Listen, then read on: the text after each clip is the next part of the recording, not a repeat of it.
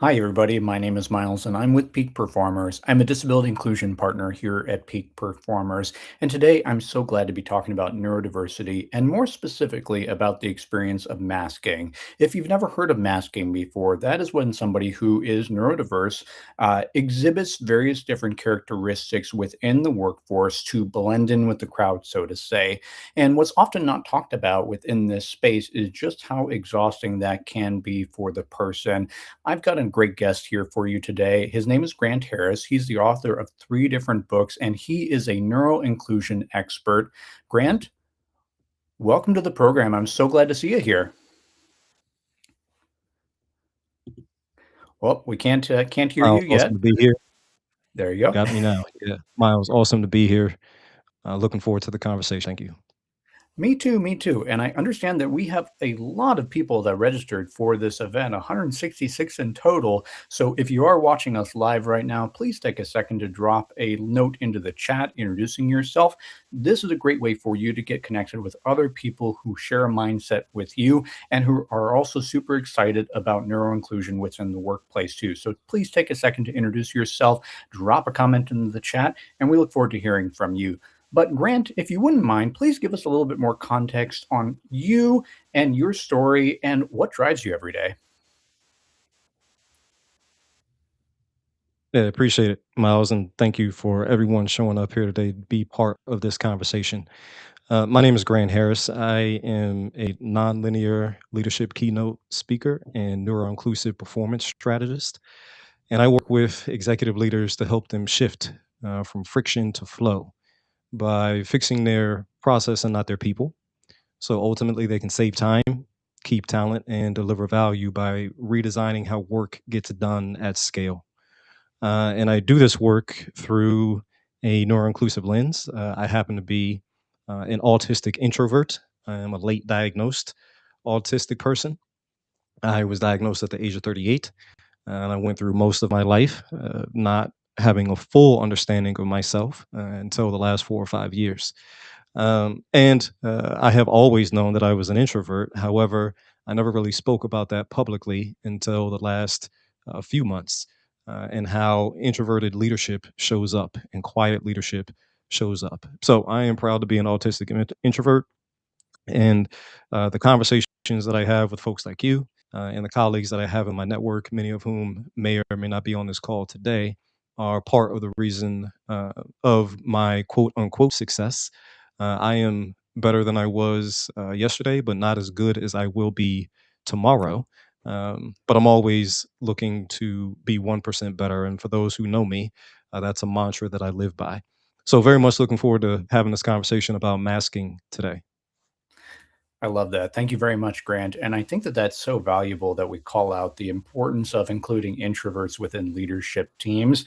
You know, there is a certain persona or caricature of leaders, and oftentimes that is the folks that are out there. Those are the people that are super extroverted, always shaking hands, kissing babies, so on and so forth. But being able to take a step back, being able to think deeply about something, and being able to offer a perspective that may come a little bit quieter than some of those other folks, that's valuable. That is incredibly valuable. So I applaud what you're doing and appreciate what you're doing as well too. So diving right into the conversation at hand today, we're talking about masking.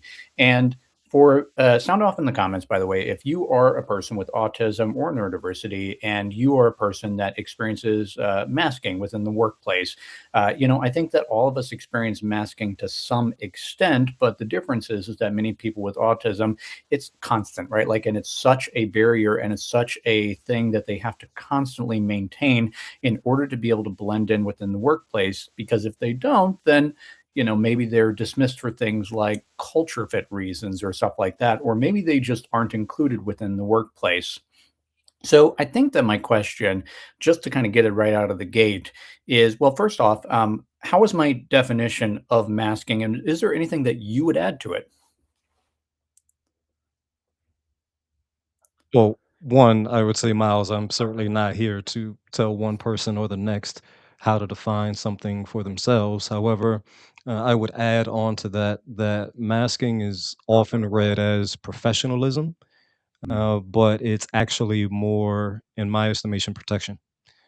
So people are protecting themselves from the aura of professionalism, whatever that happens to mean, because that definition is up in the air. So, what Mm, does professionalism really mean? And instead of trying to define that on a daily basis from moment to moment and day to day, people end up just protecting themselves through masking.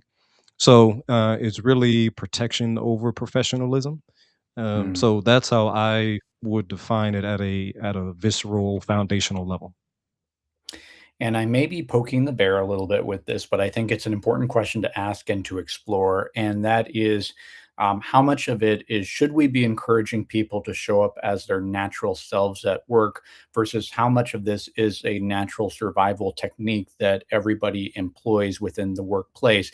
And I'm genuinely curious on your take on this. Like, how much should we be encouraging people to be themselves versus conform to the notion of professionalism? Well, the notion that we would have to encourage anyone to be themselves is a problem in and of itself. Mm, So there, it doesn't necessarily. It's not about encouragement.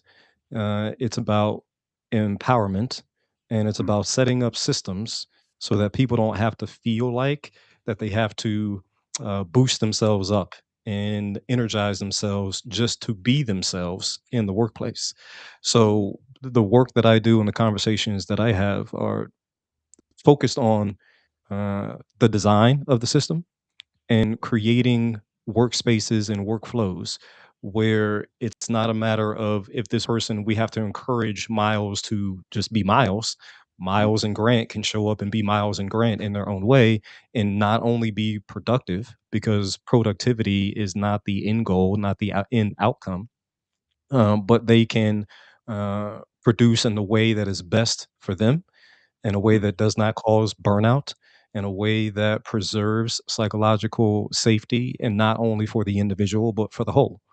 So mm, it's about designing workplace systems and workflows where encouragement isn't necessary because being yourself is already accepted and already expected. mm.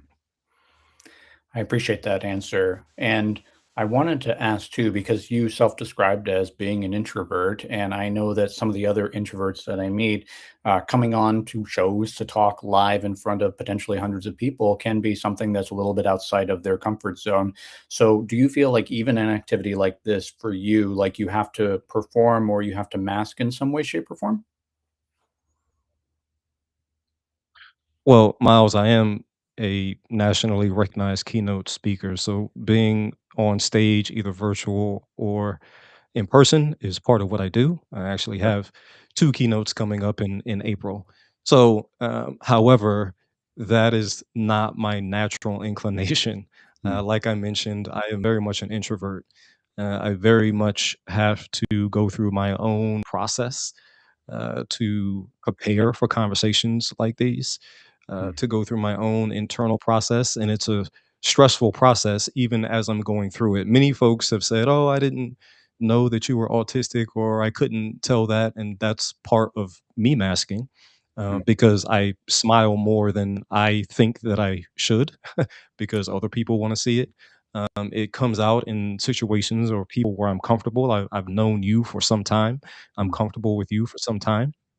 So that mask is a little bit less necessary.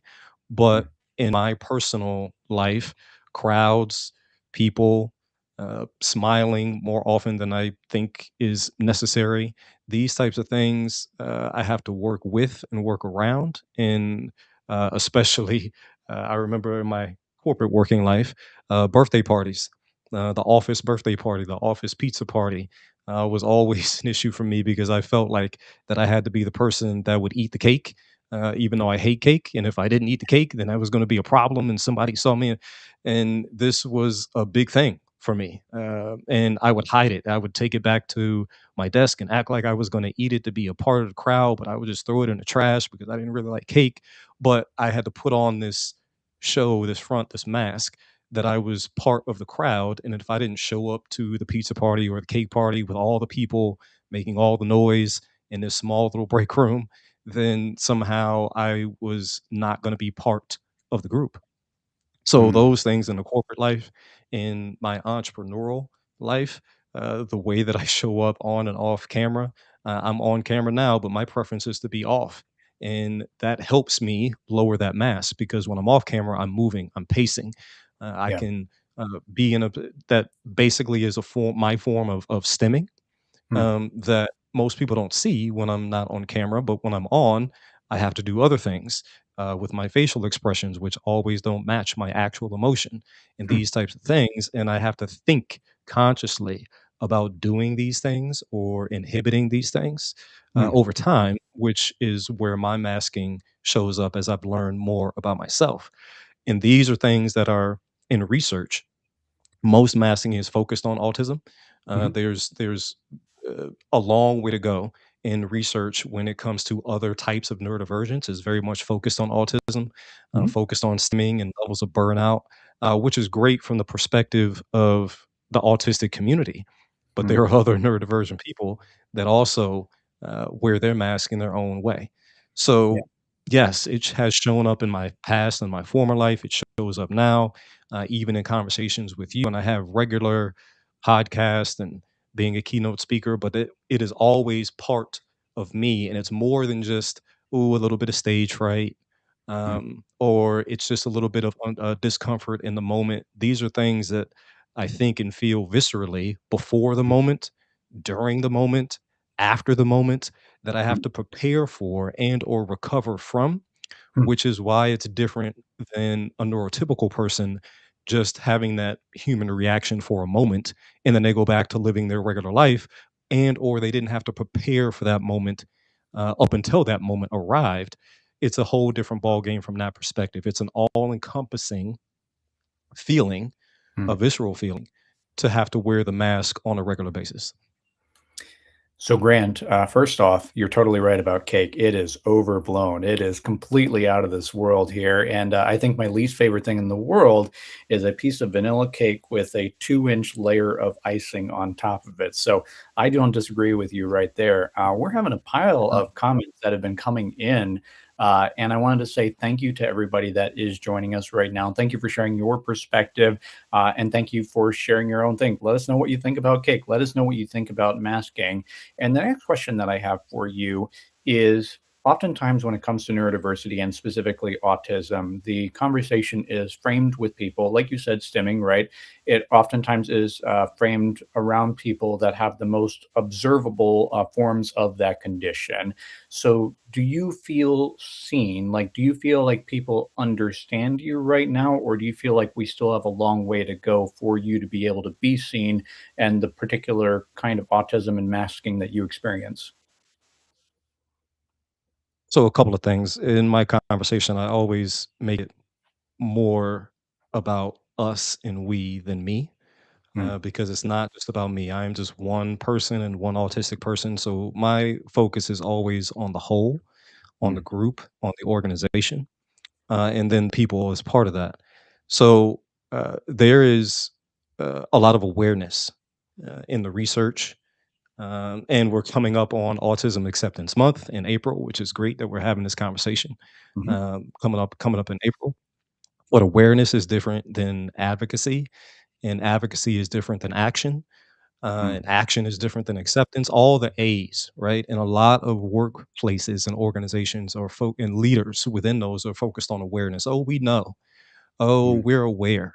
But just because you're aware doesn't mean you care. So aware does not equal care. And mm, if you care, then you move through the cycle of awareness to advocacy to action and to mhm, living these things on a regular basis. So these are the conversations and the work that I do on a systems level past just myself.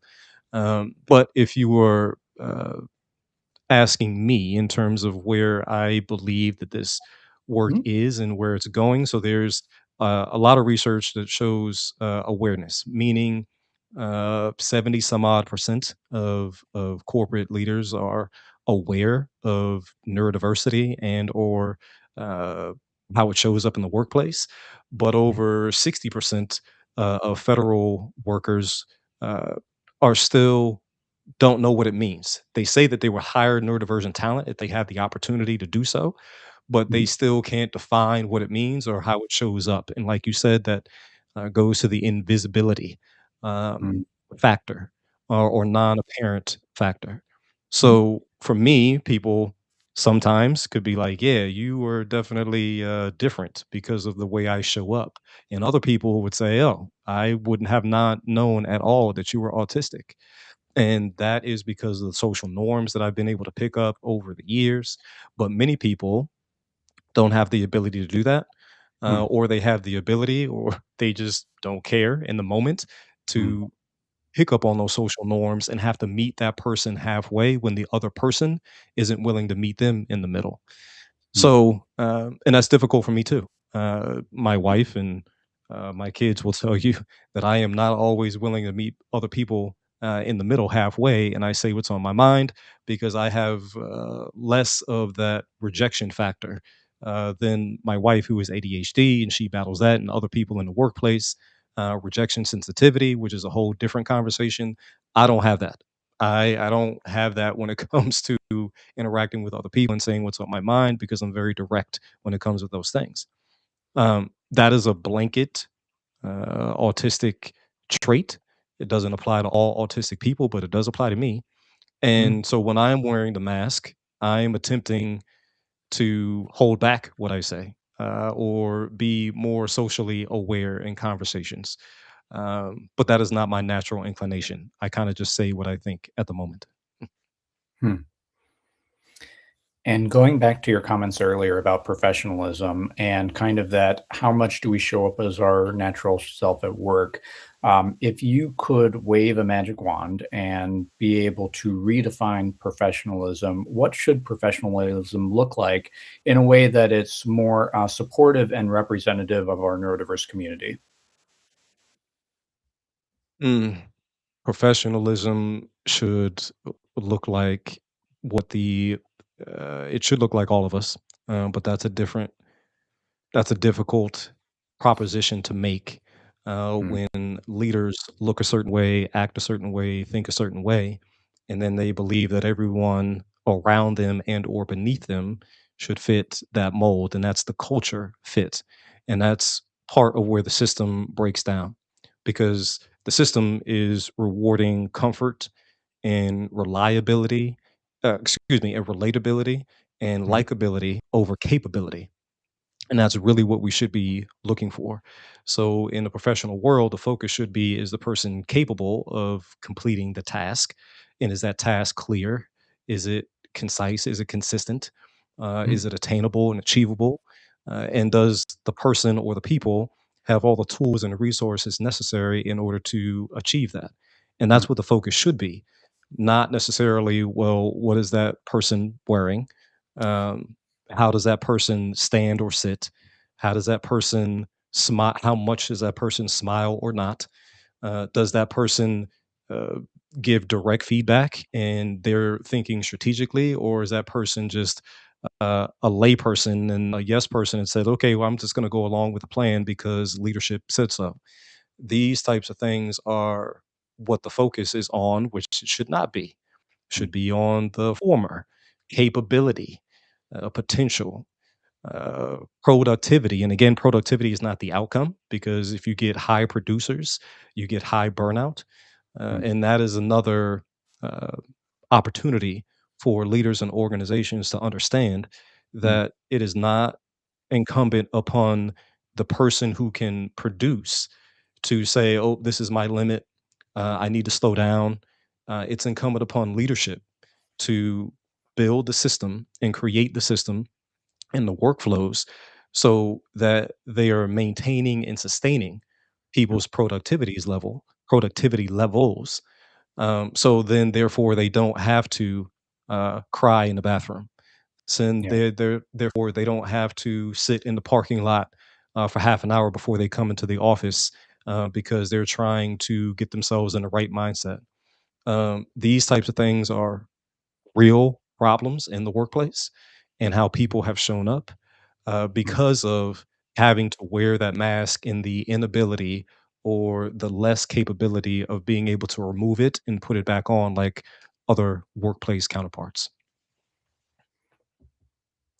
That really brings such a human element to it. The experience of showing up 30 minutes before and waiting in your car in the parking lot, the experience of going and crying in the bathroom, like, thank you. I think that that really grounds it for a lot of people, especially those people uh, that might not be neurodiverse like me. So I guess the next question that I have for you is how can people that want to be supportive of their neurodiverse peers, how can they be more supportive and how can they help signal that with me, around me is a safe space you can let your guard down? So there are lots of ways, but in order to you should be reducing the focus. A lot of focus is on reducing the barriers to disclosure, which is Mm, relevant. But we should be going beyond that and not just reducing the barrier to disclosure, but reducing the barriers to masking. mm, So, looking at meeting norms, looking at feedback, how you give feedback, how you receive feedback, looking at the performance review system overall, mm, um, looking at things like sensory load. How are we oversensitizing or desensitizing people? Communication expectations. And I always talk about the three C's in effective communication being clear, concise, and consistent. If mhm, you're clear, concise, and you're consistent in your communication, 80% of, in my opinion, 80% of workplace problems will disappear just by improving communication up front. So, making accommodations legible and demystifying the accommodations veil because they do not have to be difficult. They do not have to be expensive. They do not have to be long and drawn out. Matter of fact, most accommodations either are free or could be had for less than $500. mm, Um, Manager training, mhm, training supervisors, middle managers, not just again on awareness, but on interpretation. So mm, again, I could be aware that masking is a thing, but how do I interpret that and how Miles shows up at his or her desk tomorrow on Monday morning? Are mm, you really looking at the way that the work is done? Are you asking questions such as uh, how best do you operate? What does success look like for you? When are you most productive? These types of questions from leadership and management kind of even the playing field instead of Miles, we have a stand up at 8 o'clock every morning and I expect you to be there and rah, rah, go, go. That's not necessarily going to work for everyone. So understanding these types of things and again, past just awareness and more into interpretation and action. The three C's of effective communication being clear, concise, and consistent.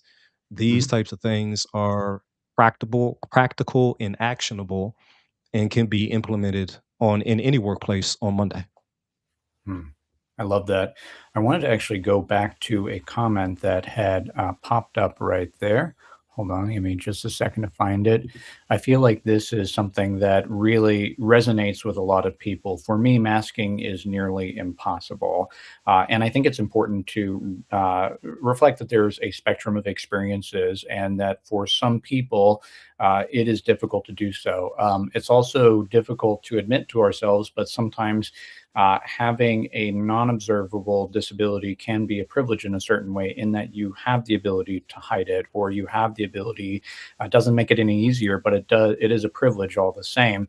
And a lot of times, people that are kept out of the workforce are the people that have observable conditions, whether that shows up as being in a wheelchair or somebody can look at them and immediately identify that they're stimming, for example. So I guess the question that I would have is to those individuals that don't have the ability to mask, what would you say to them so that they can become better self advocates within the workplace, so that hopefully it's not as much of a barrier as it was previously? Well, I can appreciate that, especially your comment about the employment, because over 80% of the autistic community is either unemployed or underemployed. Mhm. And a lot of that has to do with the fact of their visible traits and how they show up, and people can see.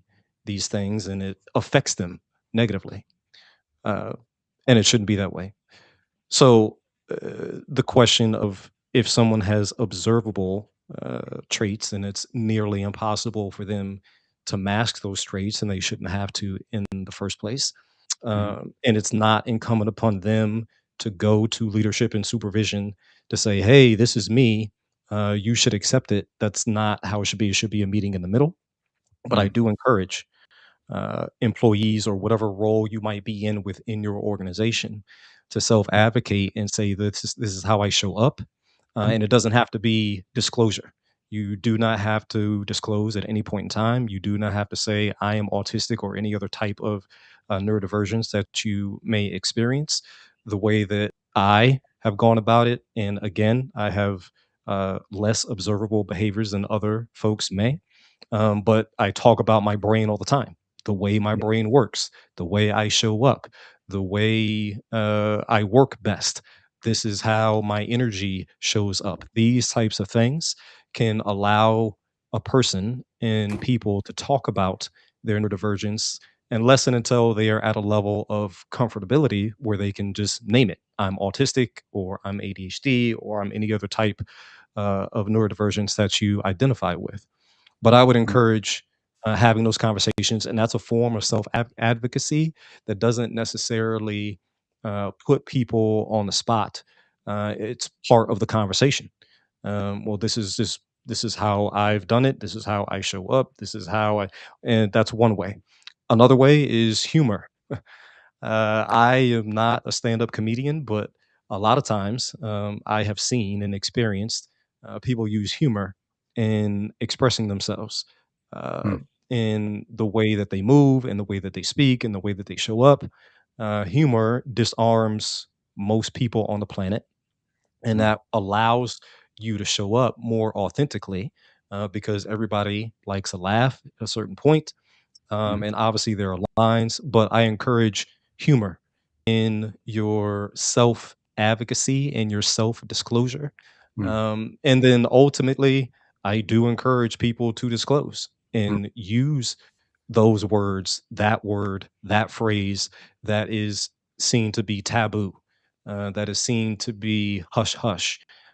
Name it. I'm an autistic person. I'm an autistic introvert. It's part of who I am. Now I'm in a position of privilege. I have much privilege in my day and in my life to be able to say that and do that. I am fully aware that not everyone is, but I encourage people to self advocate up to that level to say, this is who I am, this is how I identify, and stand 10 toes down in that in that moment so that people around them give them that level of respect.